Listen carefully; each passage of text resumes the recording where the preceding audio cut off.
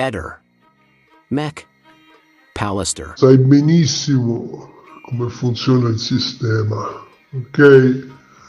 Tu eri l'unico, o eravate in pochi, anche se tu insistevi sulla questione Visintin, e poi piano piano sono spuntati da tutte le parti funghi, programmi e roba varia.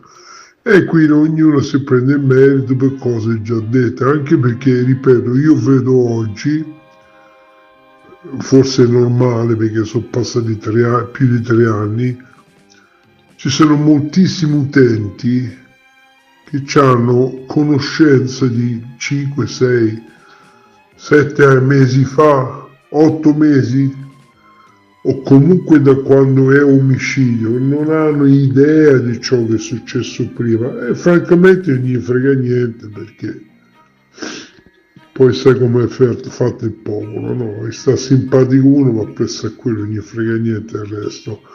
Cioè, io quando ti parlo non voglio toglierti alcun merito, te lo dico sinceramente, per tutto il lavoro che hai fatto.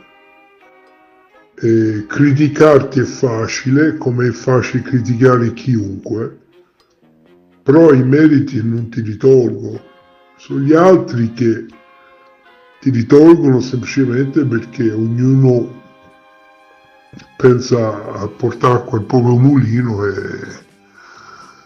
visto che il popolo è volutamente ignorante, se ne approfittano, così sembra che loro hanno salvato il mondo quando il merito è di altri. La questione è chiarissima, non è che c'è però purtroppo fa così. Se il caso fosse chiuso nel giro di un anno e mezzo,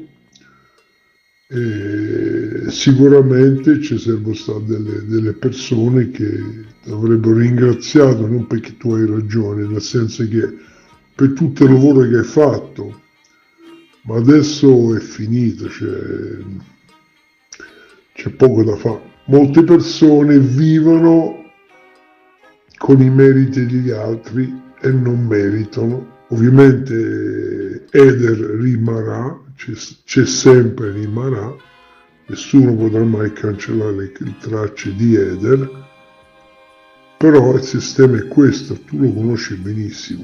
Nel tardo pomeriggio di sabato 19 aprile 2025, una scoperta inquietante ha sconvolto la tranquilla area boschiva tra le frazioni di Ponzanello e Canepari, nel comune di Fosdinovo, in provincia di Massa Carrara. 2 giovani cercatori di metalli rari, intenti a esplorare i boschi con i loro metal detector, si sono imbattuti in un'auto avvolta dalla vegetazione, precipitata in un canalone impervio. Sul sedile del conducente, un mucchio di ossa umane, uno scheletro ormai irriconoscibile, ha rivelato una tragica storia nascosta per quasi un decennio. La scoperta, riportata da testate locali come La Nazione e Il Tirreno, ha immediatamente attivato i carabinieri della compagnia di Carrara, che hanno avviato indagini per identificare i resti e ricostruire la dinamica dell'evento. Gli investigatori hanno subito avanzato un'ipotesi che collega il ritrovamento a un caso irrisolto di scomparsa.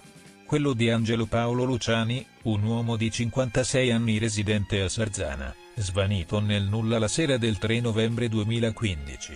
Luciani, descritto come alto 1,80 metri, magro, con capelli brizzolati e occhi chiari, era uscito di casa con la sua Lancia Y bianca, targata Roma 78173 watt, lasciando una pentola sui fornelli accesi, come se intendesse rientrare a breve. Tuttavia, non fece mai ritorno, e il suo caso divenne uno dei misteri più discussi della zona, trattato anche dalla trasmissione Chi l'ha visto? Su Rai 3. Diversi elementi rafforzano l'ipotesi che i resti appartengano a Luciani. Il modello dell'auto ritrovata, una Lancia Y bianca, corrisponde a quello posseduto dall'uomo. Inoltre, l'ultimo segnale GPS del veicolo, registrato il 4 novembre 2015 alle 8:55 in una piazzola tra Fosdinovo e Ponzanello, collocava l'auto proprio nella zona del ritrovamento. La vicinanza geografica tra Fosdinovo e Sarzana, a pochi chilometri di distanza, e la compatibilità temporale con la scomparsa rendono questa pista la più probabile. Tuttavia, solo l'esame del DNA, già richiesto dalla procura di Massa Carrara, potrà confermare con certezza l'identità dello scheletro. La vicenda di Angelo Paolo Luciani aveva lasciato molti interrogativi. L'uomo, all'epoca dei fatti, non mostrava segni evidenti di voler abbandonare la sua vita. La pentola lasciata sui fornelli e gli abiti casalinghi indossati al momento della partenza suggerivano un'uscita improvvisa e non pianificata. Le ricerche, avviate immediatamente dopo la denuncia della famiglia, si concentrarono nella zona di Fosdinovo, dove il segnale GPS aveva indicato l'ultima posizione dell'auto. Squadre di soccorritori perlustrarono i boschi per mesi, senza esito. Anche il telefono di Luciani aveva agganciato una cella nella zona di Millicciara,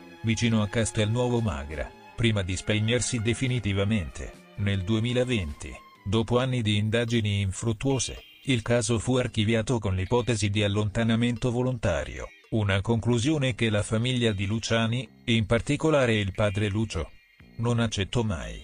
La famiglia si oppose legalmente all'archiviazione, collaborando con l'associazione Penelope e rivolgendosi a Chi l'ha visto, per mantenere viva l'attenzione sul caso. La scoperta del 19 aprile potrebbe finalmente fornire risposte a un mistero durato quasi 10 anni. L'auto, ritrovata in un canalone tra Ponzanello e Canepari, era completamente avvolta dalla fitta vegetazione, in una zona caratterizzata da boschi di leccio, torrenti e sentieri poco battuti. La posizione remota e la natura impervia del terreno spiegano come il veicolo sia rimasto nascosto per così tanto tempo, sfuggendo alle ricerche condotte nel 2015. L'ipotesi principale degli inquirenti è che Luciani abbia perso il controllo della vettura, finendo fuori strada e precipitando nel canalone. La vegetazione avrebbe poi occultato l'auto, rendendola invisibile anche a eventuali sorvoli aerei o perlustrazione a piedi. Tuttavia, i carabinieri non escludono altre possibilità, come un'azione intenzionale, anche se al momento non emergono elementi che suggeriscano un crimine. Le indagini tecniche, coordinate dalla procura di Massa Carrara, si concentrano sulla dinamica dell'incidente e sulle condizioni dell'auto e dei resti.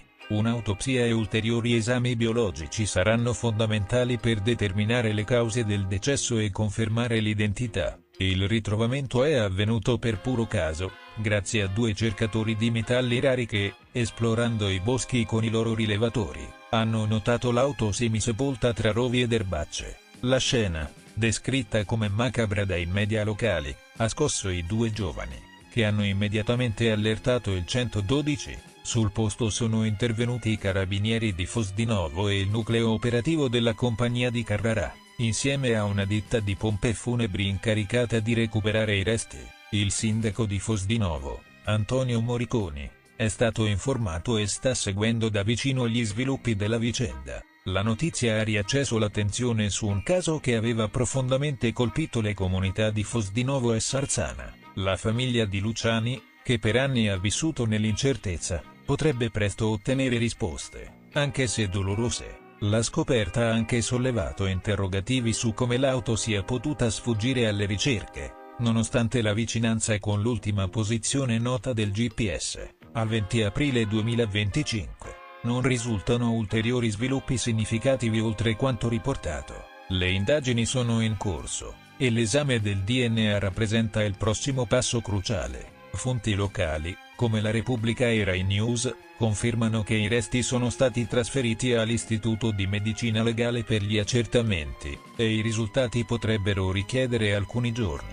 Nel frattempo, i carabinieri stanno riesaminando i fascicoli relativi alla scomparsa di Luciani e raccogliendo eventuali testimonianze per chiarire gli ultimi movimenti dell'uomo. La stampa locale ha sottolineato l'impatto emotivo del ritrovamento, che potrebbe chiudere un capitolo doloroso per la famiglia Luciani e per la comunità. Tuttavia, fino alla conferma dell'identità, gli investigatori mantengono aperte tutte le ipotesi, considerando anche la possibilità che i resti appartengano a un'altra persona scomparsa nella zona. La scoperta dello scheletro in un'auto a Fosdinovo rappresenta un punto di svolta in uno dei casi di scomparsa più enigmatici della Lunigiana. Se i resti fossero confermati come quelli di Angelo Paolo Luciani, si porrebbe fine a un mistero durato 10 anni. ma si aprirebbero nuovi interrogativi sulla dinamica della sua morte. Per ora, l'attesa è concentrata sui risultati degli esami biologici, mentre la comunità locale riflette su una tragedia rimasta nascosta per troppo tempo in un angolo remoto dei suoi boschi.